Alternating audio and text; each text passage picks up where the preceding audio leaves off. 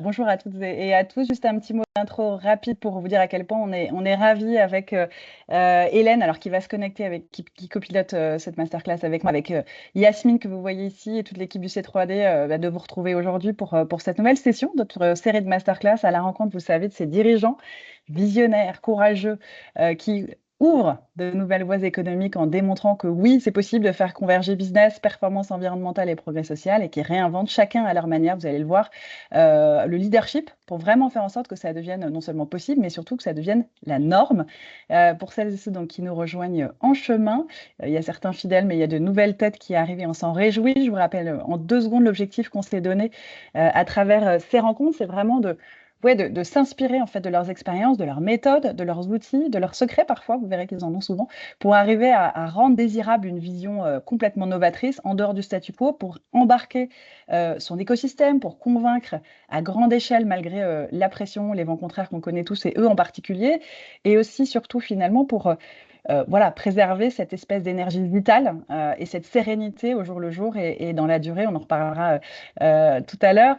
Des rencontres donc en authenticité, en confiance, sans jugement, qu'on va régulièrement ponctuer de témoignages d'experts pour nous apporter de temps en temps un éclairage théorique sur certains de ces sujets.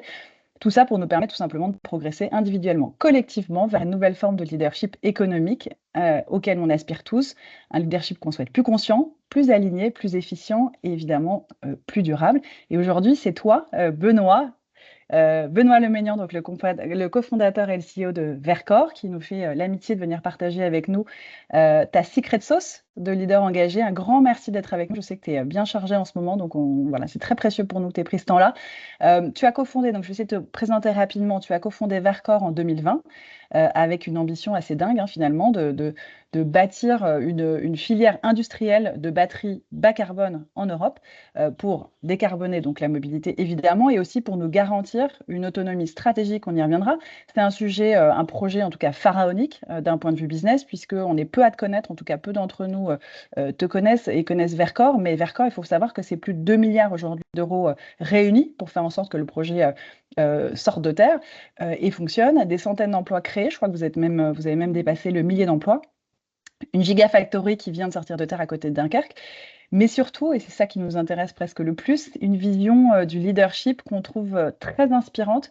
Pourquoi? Parce qu'elle est à la fois très exigeante dans la vision et l'exécution, et en même temps profondément altruiste, humaine et collective.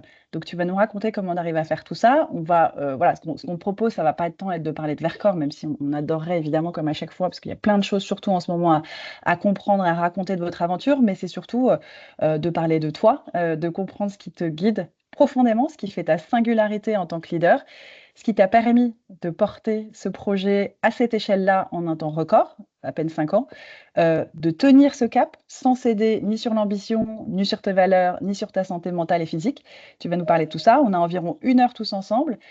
Comme d'habitude, on se garde un quart d'heure, 20 minutes, c'est promis. On va tenir le timing à la fin pour toutes vos questions, vos réflexions. N'hésitez pas à les noter au fil de l'eau.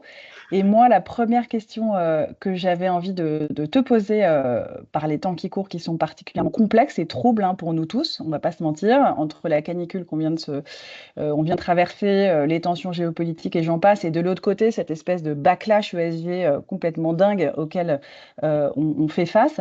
C'est tout simplement comment ça va en fait, comment toi tu vis ça en tant que citoyen, en tant que père de famille et aussi en tant que capitaine de ce navire Vercors voilà, qui doit continuer à avancer dans cette espèce de tempête. Comment ça va?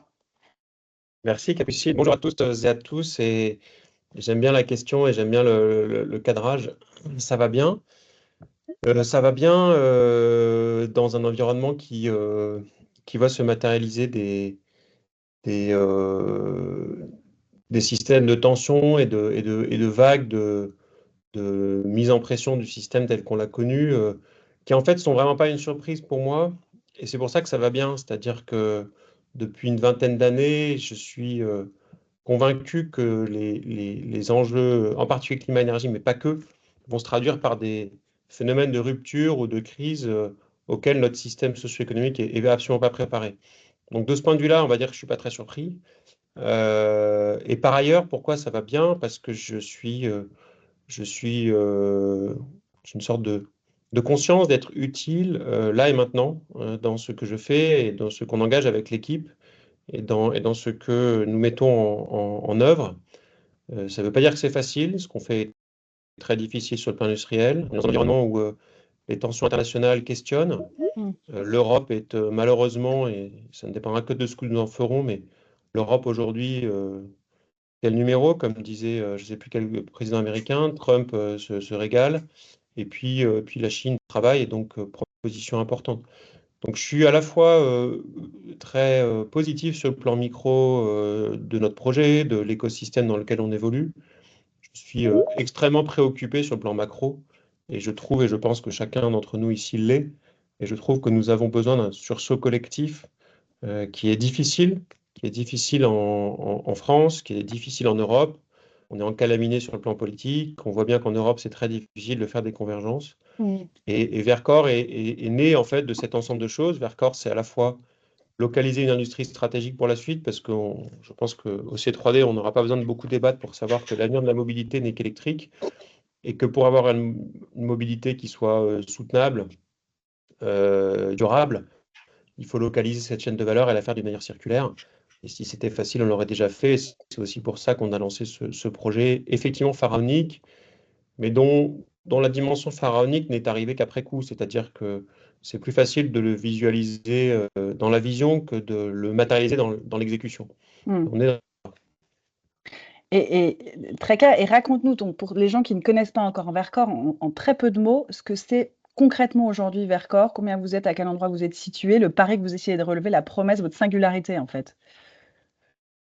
et ben, Vercor aujourd'hui, c'est plus une start-up, c'est pas non plus une licorne, c'est un projet d'entreprise industrielle qui est en train de devenir une entreprise industrielle. En quelques chiffres, c'est effectivement à peu près 3 milliards de financement. C'est une usine de l'ordre d'un milliard et demi d'investissement à Dunkerque. C'est un site à Grenoble, autour de 200 millions d'investissements. C'est 500, 550 personnes à Grenoble qui sont à la fois les acteurs qui développent les produits, donc les batteries, les acteurs qui environnent l'entreprise en termes de sécurisation des financements, mais pas que, toutes les fonctions support, le siège social. C'est une usine de production, Grenoble, qu'on appelle le Vercor Innovation Center, 10 000 m², qu'on a rénové dans un bâtiment existant, et par rapport à la problématique de friche industrielle, de brownfield, de greenfield, on pourra en discuter, c'était une décision, une décision prise de manière très consciente, même si avec le recul, c'était extrêmement complexe à gérer. On a tous envie de réutiliser des bâtiments existants, c'est loin d'être Mm. évident. Et c'est un site qui tourne aujourd'hui 24/24 et qui, petit à petit, étape par étape, démine les enjeux et les challenges de la production de batteries, qui est du coup aussi un site de formation sur lequel on déploie bien sûr l'aspect technologique, mais aussi l'aspect managérial de la production de batteries. Et Dunkerque, c'est une usine de 100 000 m², donc 700 mètres par 140 mètres, qui aujourd'hui est sortie de terre, dans lesquels on a rentré nos équipements, pour la plupart coréens, et qui va progressivement être mise sous tension et commencer à tourner au second semestre de l'année 2025. Ok. Et donc concrètement, vous fabriquez des batteries pour notamment l'automobile français, etc. Enfin, c'est pas du tout pour le grand public aujourd'hui, c'est vraiment très B2B. Et l'objectif, c'est d'outiller donc ces filières françaises et d'ailleurs plus largement européennes pour avoir des batteries françaises et pas ni chinoises, ni japonaises, ni coréennes, quoi, c'est ça. Oui, alors il y a deux dimensions. Il y a une dimension, on pourrait y revenir, d'autonomie stratégique, mais il y a en fait une dimension de sécurisation de la filière automobile. Aujourd'hui, l'automobile, quand on met toute l'automobile, c'est-à-dire les camions, c'est à peu près 13 millions d'emplois en Europe, c'est 8% du PIB. Donc, à quelque chose près, c'est 10% de la création de valeur européenne. Et à partir du moment où on a la conviction forte qu'on va tout basculer vers l'électromobilité, ne pas avoir d'industrie de batterie, c'est être Mm. dépendant de fournisseurs extérieurs pour à peu près 40% de la valeur ajoutée d'un véhicule, mais également être en risque de finalement voir d'autres nous envoyer non pas des batteries, mais des voitures ou des camions. Et donc, c'est un des enjeux importants, et moi, c'est une de mes convictions fortes, c'est qu'il n'y aura pas d'Europe euh, durable sur le plan Mm. socio-économique si on ne produit pas ce qu'on consomme.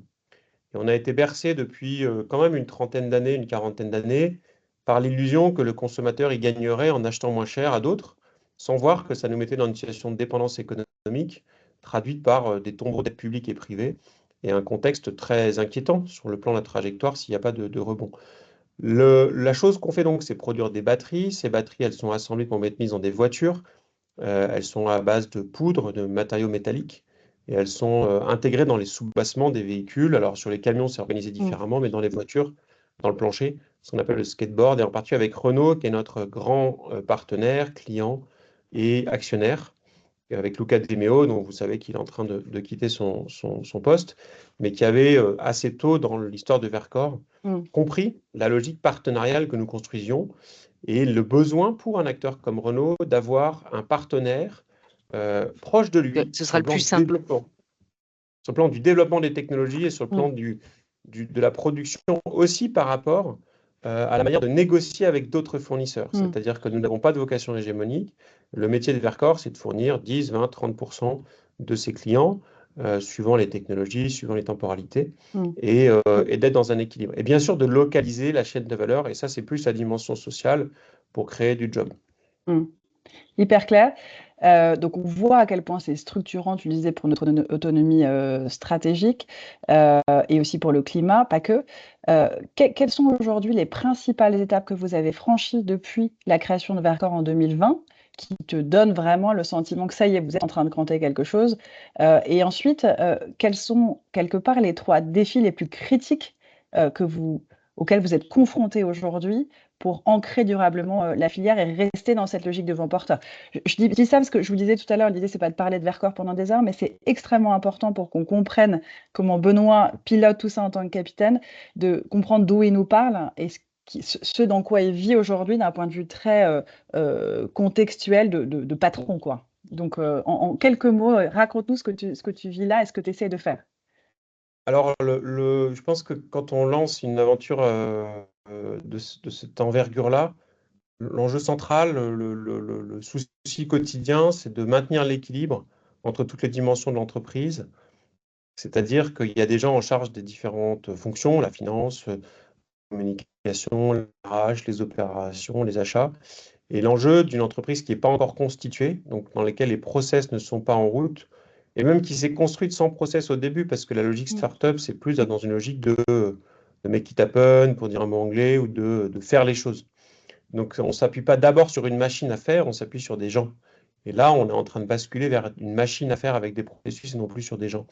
Et donc le souci quotidien, c'est de maintenir cet équilibre-là en n'oubliant personne et aucune des fonctions, en faisant comprendre aux uns et aux autres que j'avais le management tenté, que les managers, leur boulot, c'est de faire tourner leur verticale, mais que leur responsabilité, c'est de le faire en responsabilité transversale, et que dans un certain nombre d'entreprises, il y a des structures et des process qui régulent ça, ce n'est pas forcément le cas chez nous.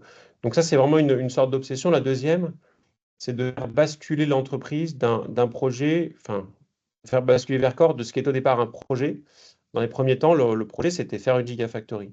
Bon, bah là, le projet, c'est plus faire une Gigafactory. C'est livrer à l'heure des batteries au bon niveau de coût, de qualité, de performance, de sustainability. Et c'est un autre métier, en fait. C'est le métier du tier one de l'automobile.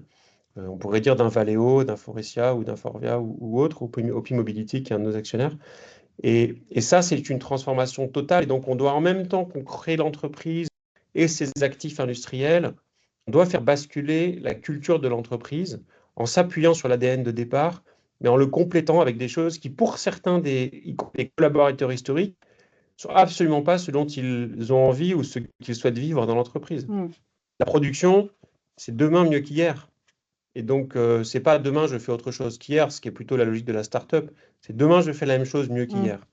Et ça, en fait, c'est un bouleversement culturel. Et donc, pour ça, on a fait venir des gens qui ont l'expérience industrielle, qui ont vécu ça dans d'autres aventures et qui nous ont rejoints pour apporter justement leur expérience autour de ça. Et peut-être la troisième chose, c'est de maintenir l'écosystème extérieur avec le bon momentum. Dans un moment, on en avait parlé au début, où on le voit, il y a eu un choc collectif avec Northvolt. Vous l'avez suivi les uns les autres, on n'est pas au bout. Et donc le besoin aussi de maintenir, que ce soit au niveau de la Commission européenne, de nos clients, de nos partenaires, dont on peut souligner ici l'engagement depuis le début, bien sûr les clients Renault, mais aussi les acteurs publics, parce que tout ça est quand même inscrit dans une trajectoire publique forte, et de maintenir la confiance dans un moment où il y a des difficultés, les choses ne sont pas faciles, ça peut mettre plus de temps que prévu, ça peut coûter un peu plus d'argent que prévu, ça n'enlève rien au besoin stratégique de faire ce que nous faisons, mais la réalité est difficile La réalité industrielle est difficile et on a mis ça sous tapis en Europe depuis un moment. Et donc, recréer des filières, c'est difficile. Donc, c'est ça vraiment les trois Mm. choses sur lesquelles aujourd'hui je mobilise. En particulier, donc faire cette transition de l'équipe vers une équipe industrielle, Mm. maintenir le momentum au niveau de l'entreprise et ne laisser personne derrière, enfin l'entreprise et ses parties prenantes extérieures, et ne Mm. laisser personne derrière en interne parce que c'est l'équilibre de toutes les fonctions qui permet de délivrer ce qu'on a besoin de délivrer. Mm. Ok. Si tu devais résumer le point de tension central aujourd'hui pour que la vision cible devienne réalité, ce serait lequel entre ces trois? Enfin, l'alignement, c'est peut-être non, c'est les trois à la fois, cela dit, sur lesquels tu te mobilises au quotidien. C'est les trois à la fois, puis c'est on top de ça, Mm. sur ce qui me mobilise moi, toute la partie préparation de la croissance, c'est-à-dire l'exploration des opportunités d'expansion de l'entreprise, en particulier côté client, Mm. par rapport à l'engagement de nos clients sur un compromis entre le produit dont ils ont besoin, notre capacité à le Mm. réaliser, la temporalité avec laquelle Mm. ça va pouvoir se faire. Ok. Très clair. Merci pour cette mise en contexte là qui nous aide beaucoup. Je voudrais qu'on commence donc on se mette du coup à parler de toi plutôt en tant que leader. Comment est-ce que tu arrives à faire ça? La première chose qui m'a interpellée, moi, c'est ce choix très courageux que tu fais en allant sur cette logique d'approche industrielle. On sait à quel point c'est un pari risqué. C'est beaucoup plus long, plus complexe que le digital. Il y a plein de gens qui disent que on a gagné que du sang et des larmes quelque part en essayant de faire ce que tu fais. C'est un peu la face nord, toi qui es alpiniste du projet. On comprend évidemment à quel point c'est vital d'un point de vue stratégique pour le climat, pour la France, tu l'as très bien dit, mais comment toi, d'un point de vue perso, tu t'es dit, allez, c'est pour moi, j'y vais, quoi, avec tous les risques qu'on connaît, notamment le risque de se sacrifier un peu au passage, tellement c'est ambitieux et complexe à mener, en fait. C'était inéluctable, tu t'es posé la question? Bien sûr, et je pense que c'est une question très, très importante. En fait, la première chose, c'est que je n'étais pas prédestiné, et c'était même une décision consciente totalement inverse à l'issue des études, à être travailler dans des usines. Donc c'était pas vraiment un objectif. La deuxième, c'est que par contre, quand j'ai travaillé dans le conseil, progressivement, et on l'a vu arriver dès 2012, la question de la mobilité électrique était vue Mm, comme quelque chose d'inaccessible, grâce en particulier à l'électronique grand public avec les batteries, puis à Tesla, et de une possibilité, puis une possibilité économiquement raisonnable, puis une possibilité industriellement pertinente. Et il n'y a pas d'autre secteur aujourd'hui où on peut faire une bascule climatique aussi rapide que dans la mm, mobilité en basculant vers l'électromobilité. Ça n'existe pas. mm, Et non seulement ça n'existe pas, mais c'est probablement le seul secteur où on est déjà dans la monnaie, c'est-à-dire qu'il n'y a pas de green premium sur les solutions d'électromobilité, il n'y a pas d'obstacle technologique. Il y a une vraie rentabilité, qu'elle soit économique, climatique évidemment, mais aussi thermodynamique, à aller mm. vers la mobilité électrique. Et la seule chose qui manque, c'est de faire massivement des batteries. En fait, j'invente absolument rien. C'est ce qu'Elon Ouais. Musk a dit quand ils ont lancé Tesla et quand ils ont fait quelques calculs chez Tesla, ils se sont dit, mais le jour où on a vraiment des millions de voitures qui sont vendues, on n'a pas assez de batteries dans le monde. Donc, il faut faire ce qu'il a appelé la Gigafactory. Et en fait, on n'a juste rien fait d'autre que se dire, il n'y en a pas en Europe, il faut en faire, quoi. Mm, C'est ça, finalement, la réflexion de départ de Verkor.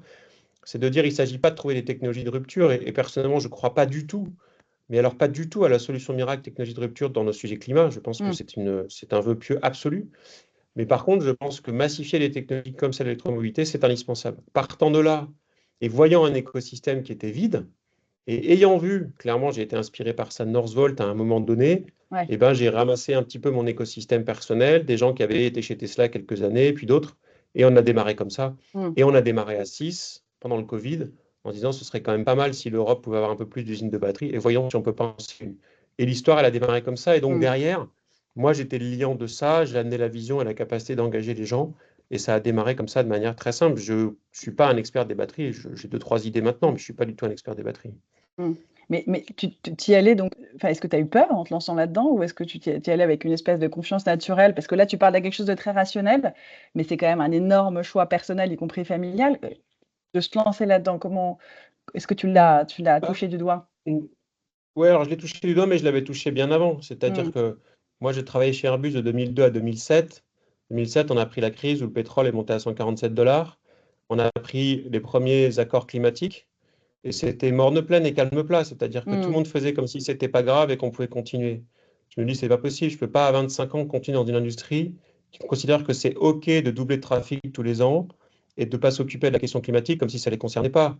C'est pas raisonnable, on est tous des êtres humains, on est tous engagés, et il y a un moment, la disjonction cognitive, elle ne marche pas. Ouais. Et donc, à partir du moment où ça, c'était derrière moi, le fait de lancer un projet dont l'issue possible, c'est un échec, c'était plus que contrebalancé par le fait de se dire ne pas le faire, c'est se garantir un échec évident, parce que rester sur une industrie qui ne, finalement, s'appuie que sur une filière pétrolière dont on est totalement dépendant, ça, c'est l'échec assuré. Et donc, entre les deux, pour moi, ce n'était pas une prise de risque, c'était au contraire ouvrir un chemin et Une des évidence. opportunités, une sorte d'évidence, même si, bien sûr, avec une vision rationaliste des choses, il aurait été plus sage de ne rien faire. Mais ne rien faire derrière, et j'en parlais avec quelqu'un à midi dans un autre cadre, comment on regarde nos enfants, nos collègues, dans ne rien faire dans tout ce qu'on sait aujourd'hui.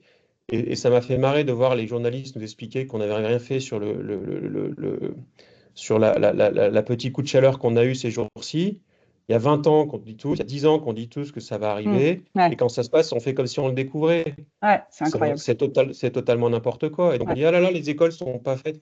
Ça fait 20 ans qu'on dit qu'il faut C'est rénover fou. les écoles, et on Ouais. n'a absolument rien fait. Donc je trouve que le risque, c'est de rien faire, parce que derrière, on a des risques de dislocation sociale par manque de solidarité collective.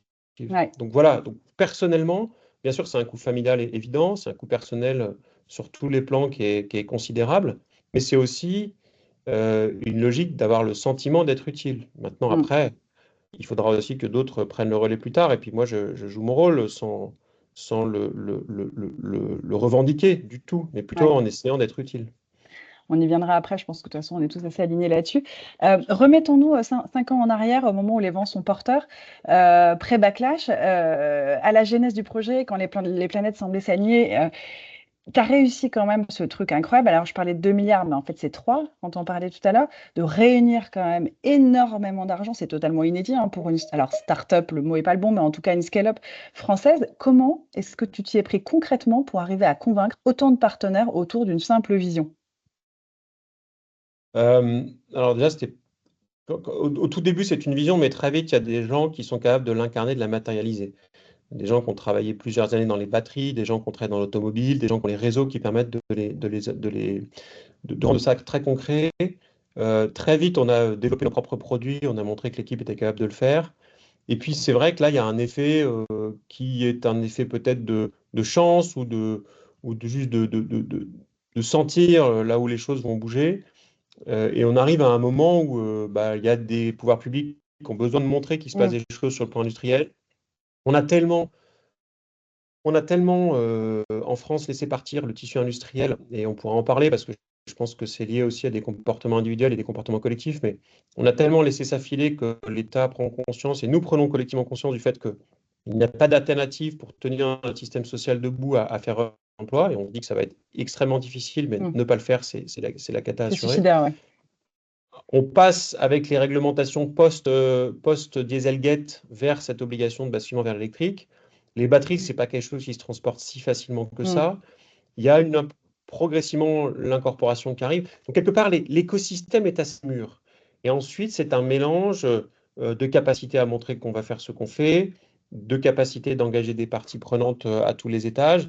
Et puis, ça ne s'est pas fait en un jour, ça a pris 4 ans en vérité. Donc, on a l'impression que c'était très rapide, mais c'était d'avoir un premier tour à quelques millions d'euros, puis après quelques dizaines, puis quelques centaines.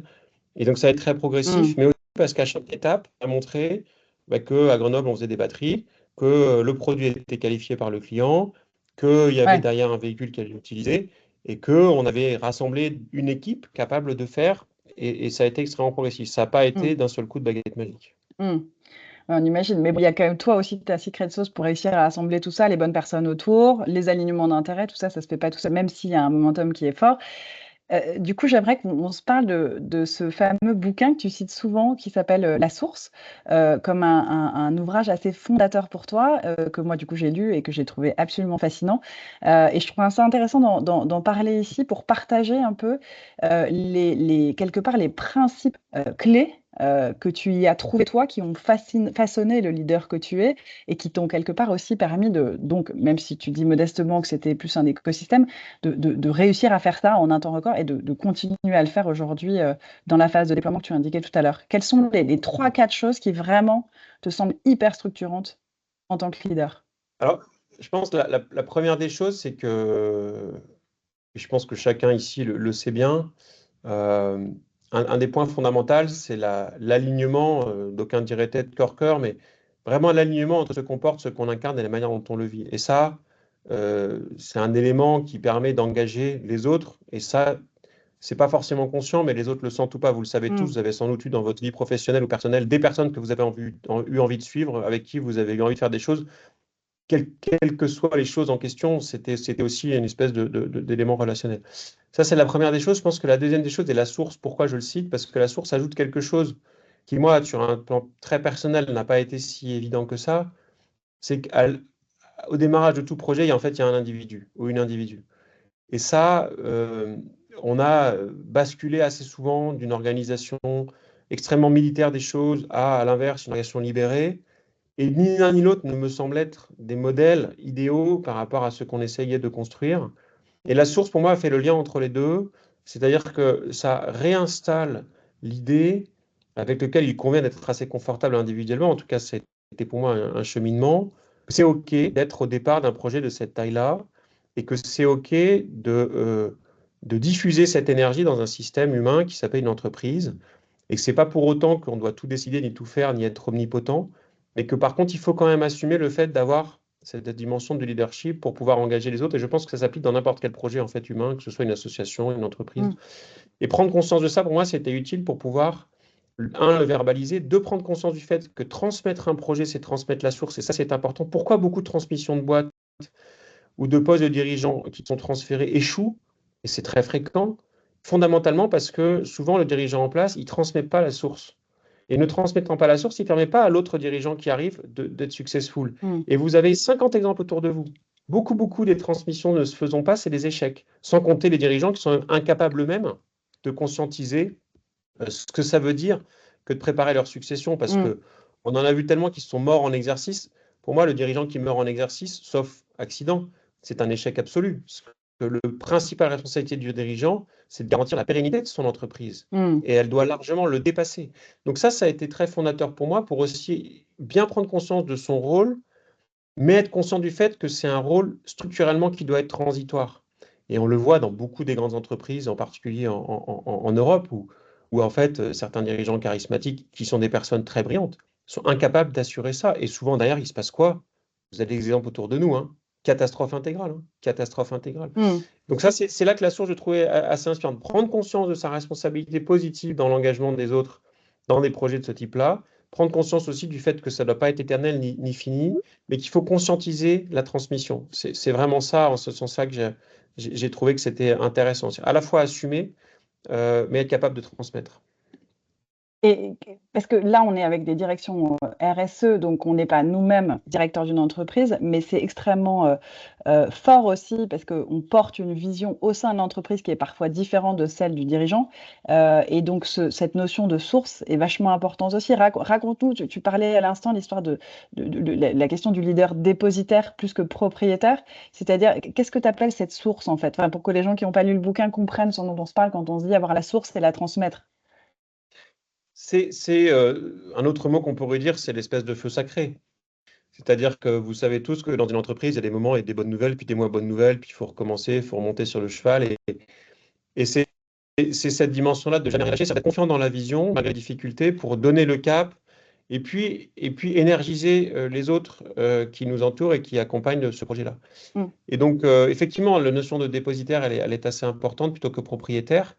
Et la notion de verbalisation de la transmission, c'est le fait qu'il ne s'agit pas de dire juste à quelqu'un, tiens, bah, tu sais quoi, tu es nouveau dirigeant. S'il n'y a pas eu explicitement un bâton qui a été donné, une charge d'une société qui a été Mm. transmise, ça ne marchera pas. C'est-à-dire que la personne qui va prendre la suite ne sera pas vue comme légitime Mm. par les autres et puis ne Mm. se sentira en capacité de déployer ce que cette personne-là, homme ou femme, aura besoin de déployer pour engager le reste de l'équipe. Mm. C'est dans ce sens-là, en fait, hein. D'accord. Et tu parles aussi enfin, tu disais que c'est important de ne pas imposer sa vision, mais vraiment de la rendre désirable et inévitable. Comment toi, tu t'y prends autour de toi pour continuer à faire ça ou pour l'avoir fait au moment où tu as commencé à embarquer et pour continuer à le faire aujourd'hui, alors même qu'on sait qu'il y a tous ces sujets autour de l'électrique, enfin, tu vois, tous ces vents contraires que tu perçois et qui se renforcent là depuis quelques mois. Alors, je reviens au tout début. Ma conviction personnelle forte, c'est que bien sûr qu'il y a un nombre de difficultés absolument pas possible, mais ça n'enlève rien à la criticalité de la vision Mm. par rapport à ce que nous avons besoin de faire en Europe. Et donc, mon moteur personnel, malgré, vous pouvez l'imaginer, des équilibres difficiles, c'est vraiment ça. C'est-à-dire que quelque part, euh, je vais faire un petit détour par une discussion que j'ai pu avoir lors d'une table ronde avec Paul Watson. Paul Watson, il a 74 ans. Il était en prison pendant 6 mois au Groenland pour avoir essayé de protéger des baleines sur un mandat du Japon, ce qui est quand même un scandale total. Et je lui dis, mais Paul, qu'est-ce qui te fait te lever le matin? Et Paul, il me dit, mais Benoît, qu'est-ce que je peux faire d'autre? Qu'est-ce qui serait plus important à mon âge que de continuer mon combat historique par rapport à quelque chose qui me semble Mm. être le plus important que je peux laisser? Et je dirais d'une certaine manière, qu'est-ce que je peux faire d'autre aujourd'hui par rapport à ma conviction, qui est de Mm. localiser de l'emploi industriel, de garantir des chaînes de valeur, de protéger l'écosystème européen à travers la localisation de ces emplois-là, et avoir un impact aussi direct et immédiat. L'électromobilité, c'est 30% des émissions de l'Europe. 30%. Alors, on peut discuter un peu, plus ou moins, mais donc, qu'est-ce qu'on peut faire d'autre que s'occuper sérieusement de cette question-là par rapport à tout ce qu'on connaît, tout ce qu'on entend? En tout cas, moi, c'est mon moteur. Mm. Et alors, j'en viens du coup à la dernière partie qui est la partie plutôt écologie intérieure, parce que tout ce que tu dis là, d'un point de vue rationnel, évidemment, on le comprend. Mais la source dit aussi que, en fait, la source, donc toi, c'est elle qui détient l'élan créatif initial, l'énergie, la vision, et cette énergie doit être respectée pour que le projet reste vivant. Comment est-ce que toi, très concrètement, tu préserves ou tu régénères cette énergie vitale? Parce qu'on imagine à peine à quel point c'est épuisant de devoir faire ce que tu fais depuis plusieurs années maintenant et encore plus aujourd'hui. Tu nous as cité tes 3 défis tout à l'heure. Enfin, c'est quand même un boulot, absolument titanesque. Comment tu régénères cette source, cette énergie vitale? C'est quoi ton Euh, truc? je Déjà, est-ce pense que que tu es fatigué ou tu es jamais fatigué? Parce qu'il y a ce sujet de vulnérabilité, on voit toujours les patrons comme étant, florissants, légers, enfin, tu vois, il y a ce côté très, Ouais, ça assertif. c'est le miroir aux alouettes où c'est effectivement ce qu'on veut se donner. Puis c'est comme d'habitude, quand vous êtes derrière les rideaux, quand vous voyez les gens, comment ça va et qu'ils vous disent la vérité, ils font ce qu'ils peuvent. Déjà, on fait tous de notre mieux. Je pense que c'est très énergisant d'être capacité avec un collectif tel que celui de Vercors d'atteindre certains des objectifs, d'avoir beaucoup de très belles victoires, d'avoir la ligne qui tourne et les gars qui ont le sourire parce qu'ils ont galéré la nuit parce qu'ils avaient un problème de connexion ou je ne sais pas quoi, et que finalement ça tourne et qu'ils vont sortir les produits qu'on va les envoyer aux clients. C'est un élément, c'est une Un sorte de drogue. accomplissement, en fait, qui te donne de l'énergie. Collectif, collectif. Moi, mon Ouais, boulot, bien sûr. c'est de donner à l'équipe les moyens de réaliser ce pourquoi ils sont venus. Mmh. Et leur satisfaction de ce point de vue-là, sans nier aucune des difficultés du challenge. Le challenge est gigantesque. C'est un vrai élément de ressourcement. Un truc très difficile, c'est d'accepter de ne pas être le recours et de s'empêcher d'être le recours dans une structure qu'on a créée. Parce que finalement, les gens, ils se disent, ah bon, on n'a qu'à demander à Benoît. Mmh. Et ça, il faut être en capacité de ne pas se laisser tendre vers ça et donc de protéger la poule aux œufs d'or. La poule aux œufs d'or, c'est la source de l'énergie qui met le Mmh. système. Et ça veut dire s'autoriser à, de temps en temps, prendre un peu de recul, de temps en temps, ne pas aller à une réunion, de temps en temps, ne pas répondre à un email, pour mettre des barrières de protection qui permettent justement la régénération. Et dans une entreprise organisée, c'est souvent un peu plus facile Mmh. parce qu'en fait, on va mettre en place des routines. Donc, on est en train de le faire. Au début, c'est plus difficile. Et donc, c'est aussi un cheminement personnel sur c'est quoi mon rôle, c'est quoi mon impact, c'est quoi ma place. Mmh. Euh, Laisser les gens en responsabilité, savoir leur faire confiance sur le fait qu'ils vont venir nous chercher quand ils ont besoin de nous, mais leur faire confiance. Et leur faire confiance, ça veut dire accepter qu'il y a des fois, ils vont faire des choses qui n'étaient pas les bonnes et qu'il faudra les soutenir Mmh. et les baquer. C'est aussi ça. Oui, c'est quand même fatigant. J'en ai parlé avec Peter Carlson de Northvolt. C'est des aventures qui sont fatigantes. Je sais pas comme Elon Musk, je sais pas comment Elon Musk y fait, mais ça prend évidemment de l'énergie. Ça vient avec des satisfactions. Mmh. Ensuite, moi, sur le plan très personnel, j'essaie d'avoir des ressourcements effectivement en allant prendre l'air dans les montagnes. ce qui est en général un moyen qui me permet de me vider la tête, mais aussi de participer au discernement et la distillation Mm. de ce qui est important et de ce qui l'est moins. Mm. Et il y a un truc qui est vachement intéressant aussi dans la source et qui je pense, nous concerne tous, c'est la question du doute, qui est vraiment en fait inhérent au leadership, contrairement à l'image on s'en fait, je le disais tout à l'heure. Enfin, ils disent que c'est assez essentiel de rester connecté tout au long d'une aventure à ses intuitions, à ses idées, à ses inspirations. Cette connexion à son intuition, à ses tripes quelque part, qui nous permet de garder le courage, elle n'est pas si simple et elle se travaille. Il faut créer les conditions à un moment pour rester connecté à cette intuition, faire des pauses régulières, avoir certains parlent d'état de conscience, d'état modifié de conscience, de faire place au silence. Est-ce que ce sont des choses que tu pratiques? Alors moi, j'ai beaucoup travaillé la question de la prise de décision collective en entreprise. Et pour ça, j'ai 2 livres, pour ceux qui écoutent, qui m'ont beaucoup appris. Le premier, c'est Réapprendre à décider, qui est un bouquin d'Olivier Sibony, l'ancien partenaire de McKinsey, qui fait aussi des masterclass. Et le Ouais, deuxième, c'est un autre bouquin qu'il a aussi écrit avec Kahneman, qui est le psychologue qui a écrit Système 1, Système 2 sur la pensée. Et leur livre s'appelle Noise. Et en fait, ma grande problématique, c'est qu'est-ce qui va fonder les organisations à prendre des bonnes décisions? mm, Un de mes livres de chevet, il y a 15 ou 20 ans, c'était Christian Morel, Les décisions absurdes, où il liste je crois qu'il en est au 5e tome, tout un tas de décisions absurdes qui ont été prises, qui étaient toutes faites par des équipes qui avaient les meilleures intentions du monde, mais qui ont abouti à des catastrophes. Et près de nous, on a vu l'exemple vous savez, le système de paye des armées Louvois qui a coûté des milliards et qui n'a jamais fonctionné. mm, Il y a tout un tas d'exemples, parce que c'est très dur de faire des projets complexes qui mm. soient successful. Du coup, sur le plan personnel, j'ai pris le temps de me former à ces questions-là avec diverses personnes et j'ai retenu des petites formules très simples. Il y en a une, c'est quoi le discernement? Le Mm. discernement, c'est du doute accumulé jusqu'à l'évidence. Le discernement, c'est du doute accumulé jusqu'à l'évidence. Et ça perturbe beaucoup l'équipe parce qu'il y a des fois où on a pris une décision ensemble et puis en dormant dessus, puis en y repensant, il y a un truc, je ne le sens pas. C'est typiquement des décisions sur des nominations de personnes, des décisions sur des manières d'interagir avec des parties Mm. prenantes. Et ça, c'est quelque chose de difficile et il faut quelque part que l'organisation soit capable aussi de traduire, que nous-mêmes nous traduisions ce que nous ressentons. Et cette question du doute, elle est totalement permanente. Il Ouais. n'y a pas, il y a bien sûr de temps en temps des choses qui sont évidentes, mais la réalité, c'est que les décisions les plus importantes, elles sont jamais manichéennes, c'est jamais blanc ou noir. Mm. Et c'est toujours un ensemble de choses, c'est très multifactoriel. Il y a bien sûr tout ce qu'on établit de manière quantitative. Et là-dessus, il y avait un livre extraordinaire, le petit traité de le management par la magie de Jean-Michel Théron, qui était l'ancien dirigeant de Veolia Eau, de la Lyonnaise des Eaux, qui avait écrit un livre qui s'appelait Le management par la magie, petit traité de chamanisme managérial. Et lui disait que quand il avait des décisions importantes à prendre, au bout du bout, il regardait bien sûr ce qu'on lui racontait, les PowerPoint, les Excel, les calculs de Terry à 25 ans avec des trucs très compliqués. Il regardait d'abord et avant tout l'équipe qu'il avait en face. Et il se disait, mais est-ce que cette équipe-là, est-ce que les gens bossent suffisamment ensemble, ont les bons mélanges de compétences pour y arriver? Et Mm. donc le doute, il est consubstantiel de cette position-là, et on doute tout le temps. Mm. Je ne fais que douter. Je fais que douter sur tout, en fait. Et je doute aussi de ce que les gens me racontent, parce Mm. qu'ils me racontent des trucs, mais de temps en temps, ils ont aussi un masque de biais qui correspond à leurs intérêts plus ou moins affirmés. Ouais. Donc ouais, il faut être prêt dans une aventure comme ça à vivre avec beaucoup de doutes. Ouais.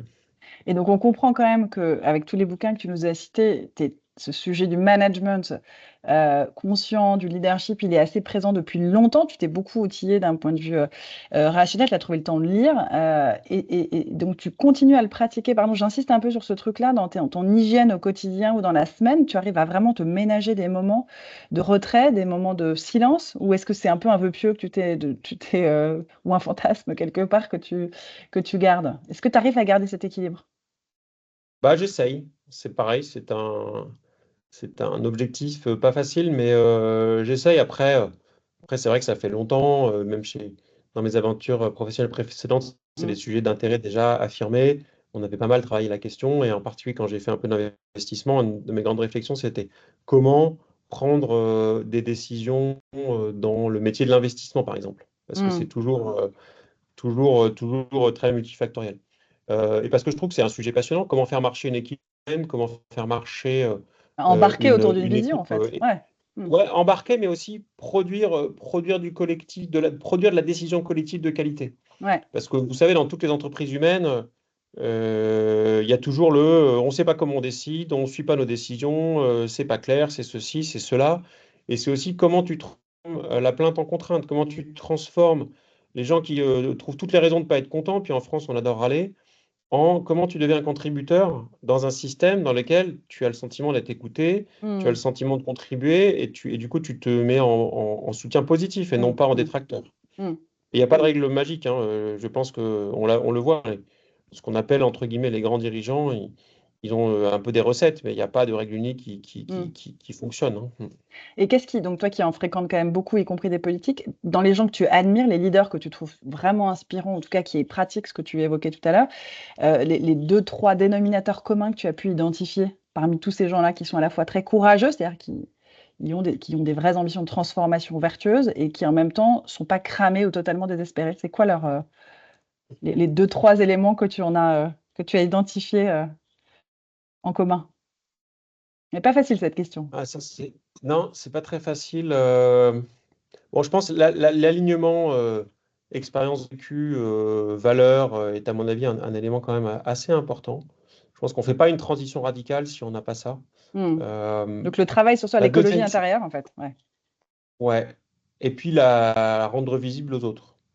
Le deuxième truc, c'est d'être vraiment dans la vie, enfin, dans l'incarnation de la transformation. Je le vois avec un exemple que je trouve intéressant sur l'intelligence artificielle, où aujourd'hui tout le monde en parle, en disant c'est super, il faut faire plein de choses. Combien de dirigeants l'ont vraiment pratiqué, mis en œuvre, accompagné leurs équipes pour faire un truc tout bête, pour commencer les comptes rendus de réunion avec l'intelligence artificielle? C'est pas très compliqué à faire, c'est une case à cocher sur Teams. Hmm. Combien le fait vraiment systématiquement? Ben, c'est juste un exemple, c'est-à-dire la capacité à conscientiser le fait que la transformation, ça passe par des petites choses. On ne Hmm. change pas les habitudes d'une manière brutale, ça n'existe pas. Par Hmm. contre, on change les habitudes par le souci quotidien répété de faire progresser le collectif. Et peut-être c'est Hmm. ça mon dernier point. Les plus grands dirigeants avec qui j'ai travaillé, ils avaient une capacité à s'effacer devant le collectif, mais à être exigeants pour le collectif, qui était unique. Je ne suis Hmm. pas sûr d'en être là. Mais ça a toujours été très marquant pour moi. Je Hmm. trouve que les dirigeants les plus transformants, c'est ceux qui s'effacent devant le collectif, mais Hmm. qui ont une exigence individuelle vis-à-vis du collectif qui n'a pas de limite. Et Hmm. ça permet de complètement changer. Et typiquement, l'armée fait bien ça, l'armée. L'armée, les gens qui sont en charge dans l'armée, ils ne sont pas en charge pour eux-mêmes. Ils ont un rôle précis à un moment Hmm. donné, et d'ailleurs, ça change régulièrement. Mais par contre, leur boulot, c'est que l'équipe marche. Hmm. Et de ce point de vue-là, c'est très formateur. On manque dans les entreprises de gens qui sont passés par le cursus militaire, parce que ça travaille vraiment ça. Et c'est très, très intéressant, en fait, en termes de managériaux. Hmm. Ça revient à l'idée de leader dépositaire versus propriétaire, en fait. C'est que t'es pas la fonction que tu occupes, il y a un côté un peu décalé.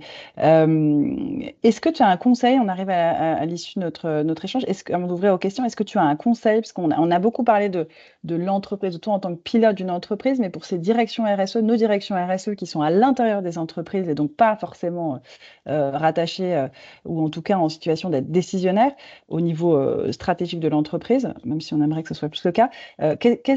Dans cette période-là, qu'est-ce que tu auras envie de leur transmettre de toi, ce que tu as appris? Qui pourra leur être utile en étant dans l'organisation.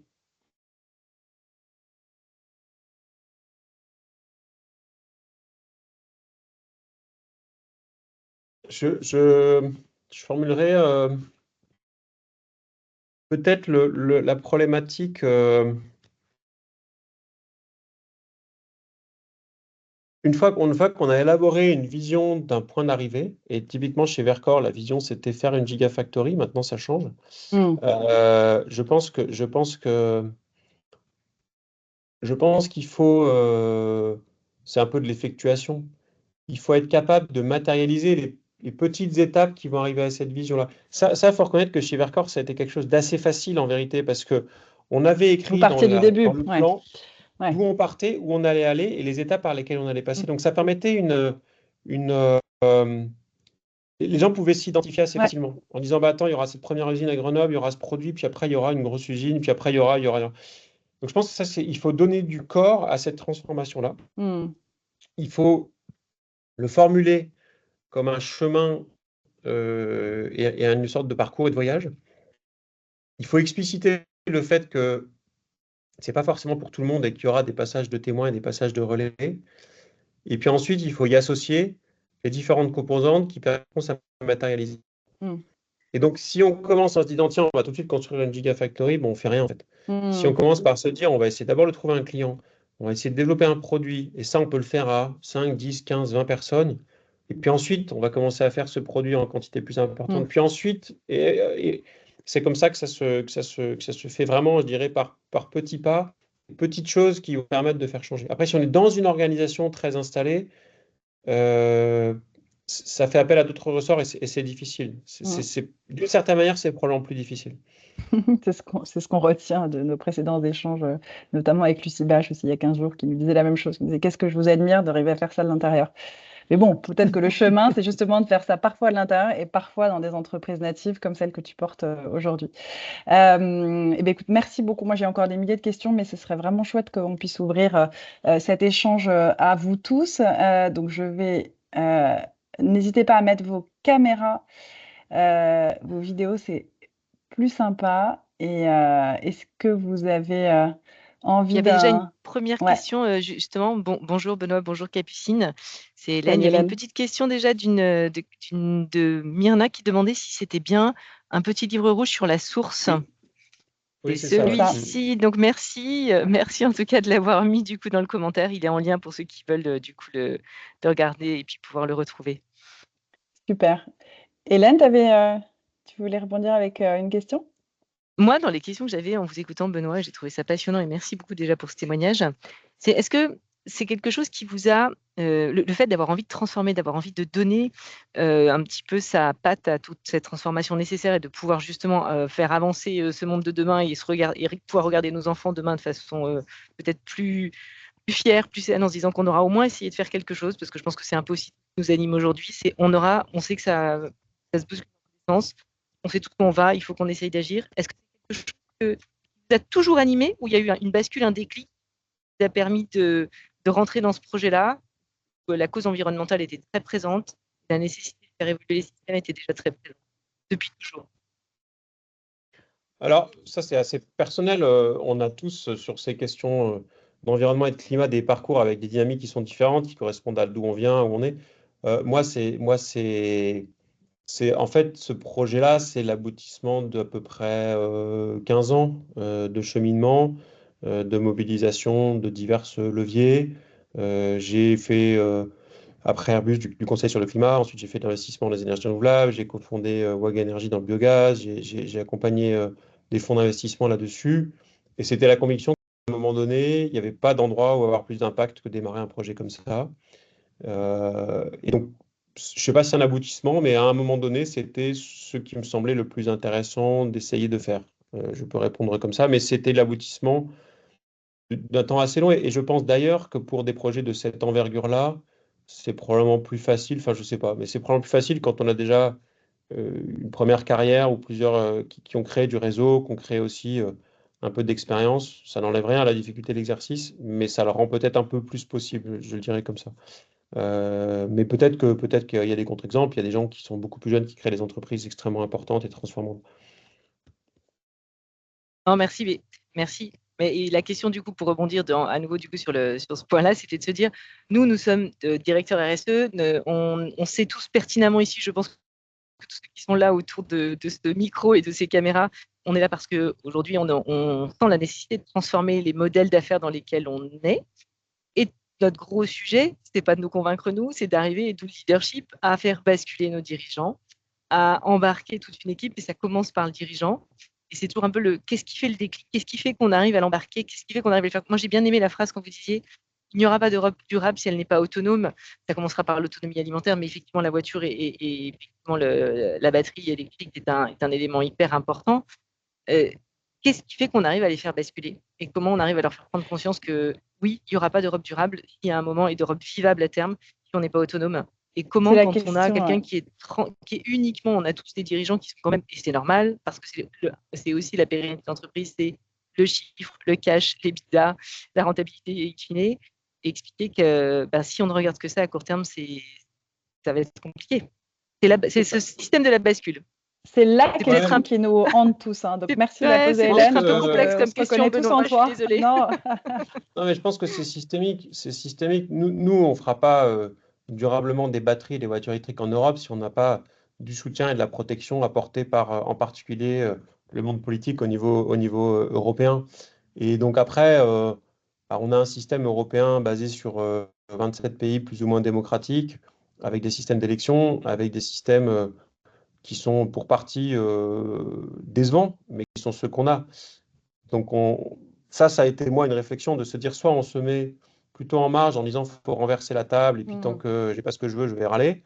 C'est très bien, ça a strictement zéro impact sur nos enjeux et moi je peux pas changer la Constitution. Donc je me suis dit, ce qui est important, c'est d'accepter les contraintes du système et d'essayer de les faire bouger de l'intérieur. C'est un peu notre responsabilité de citoyens et de dirigeants comme vous l'êtes tous.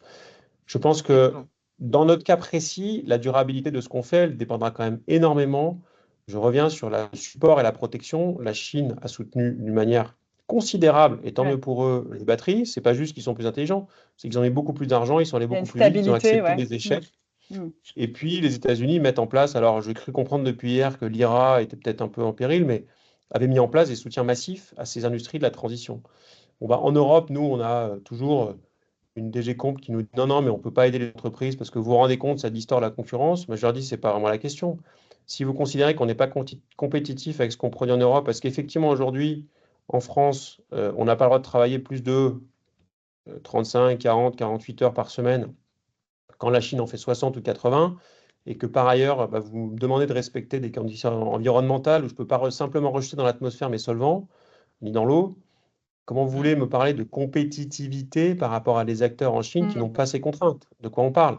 Et donc là, il y a quand même un espèce de beaucoup d'hypocrisie dans le système. C'est-à-dire qu'en fait, une des raisons de la désindustrialisation, c'est que le consommateur n'a pas forcément été prêt à payer ce que le même consommateur, quand il est producteur, exige. Et donc, on était très content de trouver d'autres que nous pour faire le sale boulot ou travailler à notre place. Et donc, je trouve que cette remise en cohérence, elle est absolument nécessaire. On commence à la voir sortir dans les médias. Je trouve que c'est assez intéressant. Maintenant, il faut que ça aille un cran plus loin. Et donc, est-ce qu'on y arrivera? J'en sais rien. Je ne sais pas. Je ne sais pas du tout et ça ne me paraît pas évident. Est-ce qu'au moins, il est nécessaire d'essayer fortement et d'influencer à tous les étages? Je crois que oui. Merci. Ouais. Et pour rebondir, parce qu'en fait, tu as en partie répondu à la question, mais pas tout à fait, c'est comment est-ce que toi qui fréquentes quand même des très grands dirigeants politiques, il n'y a pas longtemps, on te voyait avec Macron en selfie, comment on arrive dans les entreprises, nous, à convaincre ces gens-là de transformer, quand bien même eux, ils ne sont pas dans des logiques, comme tu le disais à l'instant, d'écologie intérieure, de conviction. On ne va pas se mentir, il y a beaucoup de gens qui s'en foutent en fait. C'est quoi? Est-ce que tu as un truc? Non, mais comment tu as mis ça en place, toi, pour arriver à faire converger? Tu parlais de la dimension écosystémique, évidemment, mais il y a quand même quelque chose. Souvent, on dit dans la politique, on fait semblant que le mec à droite est OK et d'accord, il va le faire. Comme ça, celui d'à côté qui est son concurrent se dit, ah bon, il y va. Enfin, est-ce qu'à un moment, il y a aussi des manœuvres euh, de conviction que tu as expérimentées qui ont fonctionné, quitte à être un peu sioux de temps en temps? Ça, je l'ai beaucoup vu quand j'étais dans le conseil et j'ai beaucoup vu un peu l'épuisement de probablement certains d'entre vous, de vos collègues, autour de justement l'impression de ne pas faire avancer le système de l'intérieur parce que malgré tout un tas d'éléments, back to business ou alors c'est dur de changer, de perdre ses habitudes. L'exemple le plus flagrant que je trouve actuellement, c'est le fait qu'on a dû aller changer de loi de finances pour que enfin les entreprises s'occupent de passer en mobilité électrique. On nous expliquait que tu comprends, c'est pas possible, j'ai pas l'autonomie, il n'y a pas de borne. Ouais, Ça s'appelle les excuses pour pas changer. Et ben, en fait, une fois que les gens ils ont basculé, ah mais oui, si j'avais su, j'aurais fait plus vite. ouais. Bah ouais. Et donc, il n'y a pas de règle unique, c'est toujours très très compliqué. On a strictement rien dans les écoles parce que finalement, qui c'est qui est dans les écoles, c'est les gamins et donc ils manifestent pas pour qu'on s'occupe d'eux. Puis le jour où les parents se rendent compte qu'il fait 40, ils disent oulala, mais mon pauvre enfant, il va avoir trop chaud. Bah ouais, mais enfin, quand tu es au conseil municipal, si tu dis que bah non, on va pas voter pour rénover l'école, en fait, tu as ta responsabilité. En fait, le vrai challenge, c'est de remettre de la cohérence dans l'ensemble de nos actions, J'avais il y a très longtemps des discussions tout à fait intéressantes avec ATTAC, qui était l'association qui se battait contre le grand capital. Je me Et j'ai souviens très dit, mais bien. levez la main ceux qui ont des fonds de pension ou qui ont mis leur économie dans des parts de OPCVM. Tout le monde lève la main. Et vous savez ce qu'ils font avec? Oh ben, on ne sait pas trop. Bah ouais, mais en fait, les fonds de pension, ce n'est pas des incarnés. D'ailleurs, c'est des gens qui confient à d'autres la gestion de leur argent. Donc après, si les gens vont chercher de la rentabilité, ça correspond au modèle économique que vous leur avez demandé de suivre. Mm. Donc s'absoudre de sa responsabilité individuelle parce que d'autres ne feraient pas leur boulot, je trouve que c'est quand même un des trucs centraux là-dedans. Et donc vous, Mm. dans les entreprises, il y a un moyen d'aller confronter, mais de manière constructive, les autres et les dirigeants à ces incohérences. Et puis après, on est dans un cadre qu'est-ce qu'il est, et puis qui est très frustrant, mais qu'est-ce qu'il est. Mm. Est-ce qu'il y a des moments, toi, alors je sais que c'est un peu la question tabou, mais c'est intéressant aussi de regarder parfois sa fragilité ou la vulnérabilité. Est-ce qu'il y a des moments où vraiment tu t'es complètement, enfin, tu as été découragé, vraiment à un point de te dire, bon, c'est bon, j'arrête. Et comment tu rebondis dans ces cas-là? Bah, quand on a des problèmes techniques qu'on n'arrive pas à résoudre, quand on a la ligne qui ne tourne pas comme on voudrait, c'est sûr que c'est difficile. À nouveau, Tu vas te cette faire une petite course en expression là, montagne et ça va mieux après, quoi, c'est ça? non, non, non, bah non, mais parce que l'équipe, elle a besoin d'avoir du soutien, en fait, Ouais. fondamentalement. Et donc, les gens, ils s'arrachent, et donc, c'est parce que les gens, ils s'arrachent, et malgré le fait qu'on ne soit pas là où on a envie d'être, toujours, Mm. que c'est important qu'on soit là aussi, Mm. je Mm. pense. Ça, c'est une sorte d'exigence vis-à-vis des gens qu'on a fait venir dans un projet Mm. comme celui-là. Mm. Ça ne veut pas dire que c'est tous les jours rigolo, mais d'être ensemble en équipe aussi dans Ouais. ces challenges, c'est les éléments de mise en énergie. Ouais. Et ça, en ce moment, tu le sens dans tes équipes parce que tu l'as dit à demi-mot, mais on voit bien que c'est compliqué et c'est normal quand on fait quelque chose d'aussi ambitieux. Est-ce que tu as réussi à créer ce collectif pour que les équipes, là, fassent vraiment corps, se serrent les coudes, ou est-ce qu'au contraire, tu es plutôt en train d'essayer de les tirer? Cette Non, énergie. c'est une fluctuation presque quotidienne, hein. Mm, Parce qu'il y a des jours où bah, ça se passe assez bien, on sont contents, on fait des super semaines, des super mois. Après, on va avoir un équipement qui va plus marcher comme prévu, il va mm, falloir comprendre pourquoi, le corriger. ouais. L'enjeu, c'est aussi de faire descendre ça dans l'organisation. Mm. Euh, mais non, non, je ne suis pas le seul à tirer le système, heureusement, ça va. Bon, on arrive, l'heure est écoulée. Est-ce qu'il y a quelques Il n'y a questions, pas de remarques? questions. Il n'y a pas de questions. Eh Est-ce qu'il ben, y en ça a? veut dire que Je vois pas de main levée. Est-ce qu'éventuellement certains souhaiteraient poser une dernière question à Benoît qui effectivement est très clair et très inspirant, mais est-ce que du coup ça vous a tous soit mis un peu à plat, entendu super bravo, on rêverait d'avoir un patron comme ça, je crois que c'est parce surtout que ça, ouais. voilà, et donc on ne sait pas Tu quoi donnes demander des de plus, cours, puisqu'en Benoît, ou fait, pas? Faudrait faire une masterclass, mais tu sais, ouais, je sais pas, il faudrait qu'on te mette un peu plus en, bref, qu'on te fasse intervenir plus souvent. Euh, et, ben, merci écoute, beaucoup, j'ai des remarques, merci beaucoup, c'était très riche. Et je pense qu'effectivement, je pense que tout le monde vous a appuyé vos paroles, écouté, et déjà, ça fait du bien de voir qu'il y a aussi des projets qui permettent de faire avancer cette transformation et effectivement de nous permettre de nous rendre plus autonomes et espérer qu'on arrivera à perdurer dans une économie vivable derrière et un système plus vivable. on va suivre tout ça de Et très près. n'hésitez pas à acheter des voitures électriques avec des batteries françaises, là, ça participera à Co- rendre possible cette transition. Et Comment on comment sait on qu'elle est sait? française? Voilà. Comment on sait qu'elle Bah est aujourd'hui, française? aujourd'hui, il y a la R5 et qui est la 5 là, qui est fait avec des batteries de AESC, qui est une usine à Douai. Nous, on va être dans l'A390 qui est un petit peu plus grosse. Eh ben, Euh, écoutez, un grand merci à toutes et tous Ah, je sais pas pourquoi je m'entends. C'est moi. Non, Ouais, la 390, on en était. ouais. Voilà, et après, on aura d'autres véhicules, mais dans un premier temps, on part sur ce véhicule qui devra sortir sur l'année 2026. Et puis c'est une bonne question. Alors, en fait, vous pouvez aussi poser la question, mais il faut déjà qu'elle soit construite en France. Après, les Mm, batteries européennes, on va dire, ça va arriver de plus en plus. mm. Et déjà fait en R5, je vois Audrey qui dit ça, bah bravo, et vous êtes, j'imagine, une cliente contente, donc continuons. Voilà. La chance, ouais. Super, et bravo encore une fois pour déjà cet engagement et tout ce que vous faites, Benoît, c'est super. Ça fait du Et, bien. Merci. merci. Merci. Attends, moi j'avais quand même une toute dernière question parce que, Vas-y. désolée, hein, mais parce que c'est quand même assez précieux d'avoir des gens comme toi dans l'économie. Tu le disais très bien, Hélène. Mais comment on peut arriver à faire circuler cette façon de voir, cette façon de penser, cet alignement entre, d'un côté, ce qu'on disait, la performance économique, enfin ce sujet de oui, je veux faire un truc qui marche d'un point de vue économique et qui en même temps soit humain.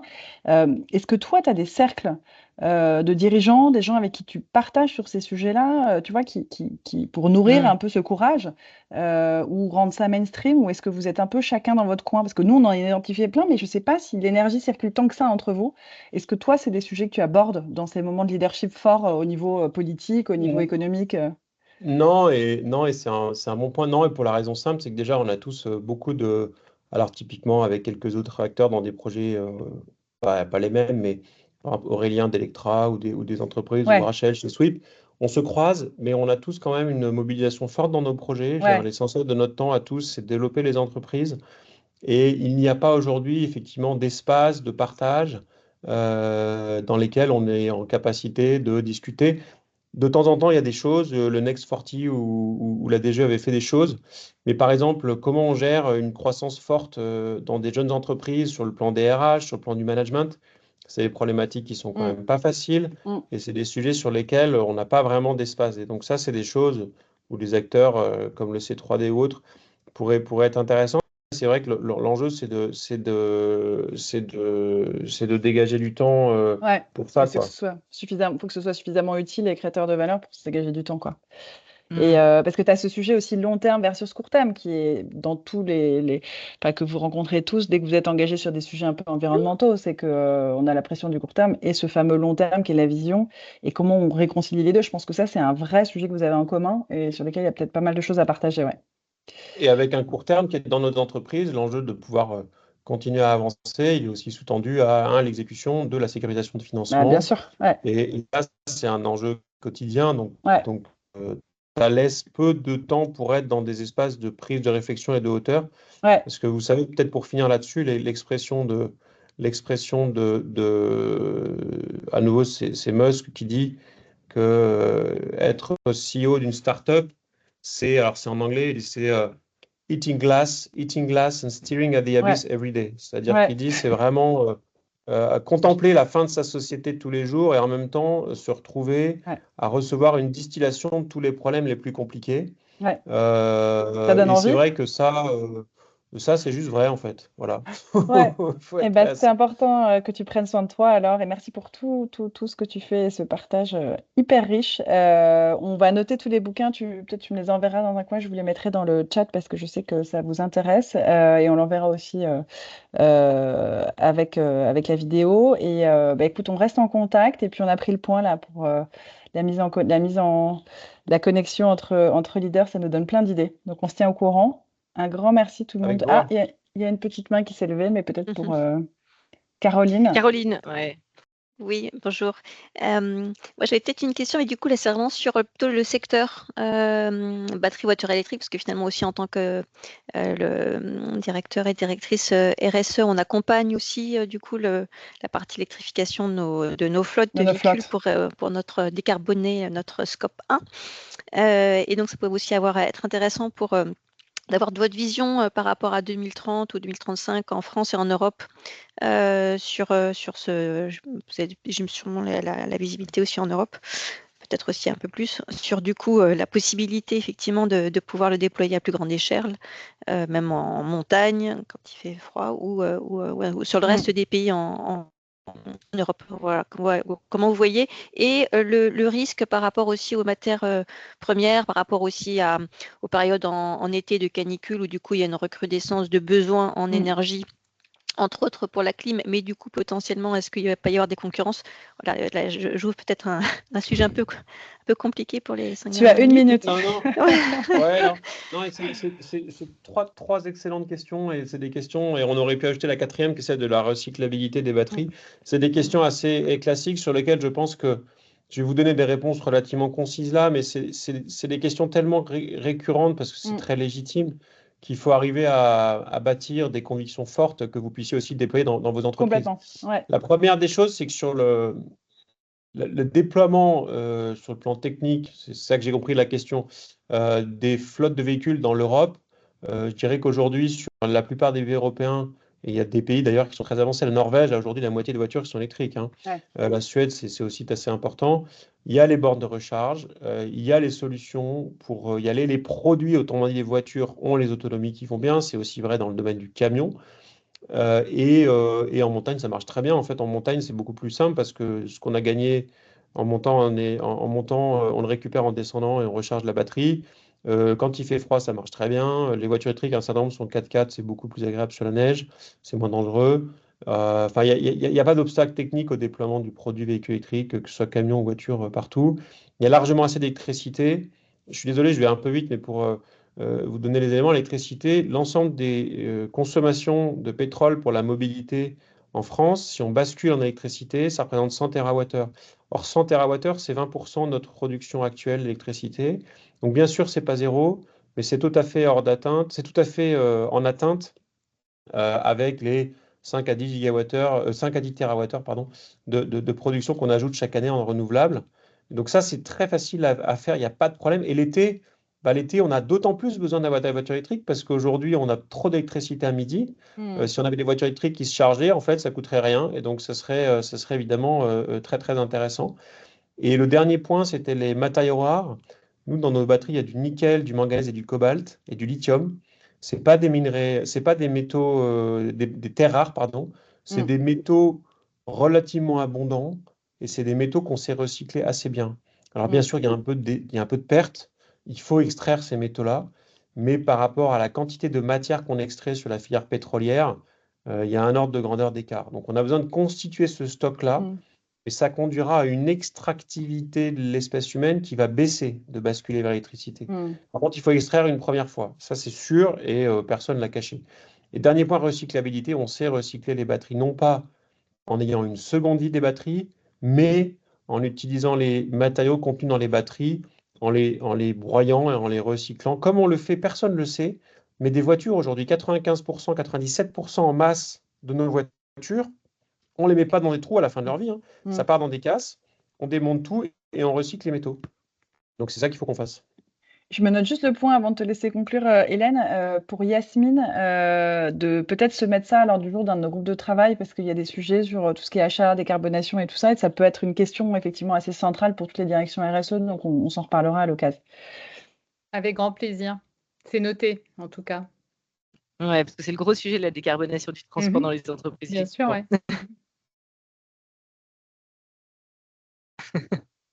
Merci en tout cas, merci Benoît, merci d'avoir brillamment encore une fois animé aussi cette session d'aujourd'hui. Pour conclure, du coup le 17. Je t'entends pas bien, moi. Ouais. De Ça coupe complètement, Hélène. Désolée, Ouais. vous m'entendez pas bien? Là. Vas-y, on Allô? t'écoute. Ouais, Vous m'entendez mieux? c'est bon. Ouais, je suis désolée, j'ai pas une très très bonne connexion. Donc le 17 juillet, excusez-moi, nous avons rendez-vous pour tous ceux qui pourront se connecter avec Mine de chez Hatch sur le sujet de comment embarquer justement notre COMEX et comment faire basculer nos dirigeants. Mine en fait est co-associé chez Hatch et ça fait partie de ses, je pense, savoir-faire majeurs au-delà d'accompagner sur la CSRD, au-delà d'accompagner sur une stratégie RSE. Je trouve qu'une de ses plus-values, c'est justement sa façon à lui de pouvoir nous aider à embarquer nos COMEX. Donc, pour tous ceux qui seront disponibles, on sera ravis de vous avoir ce 17 juillet ensemble et qu'on puisse partager avec Mine. À la même heure.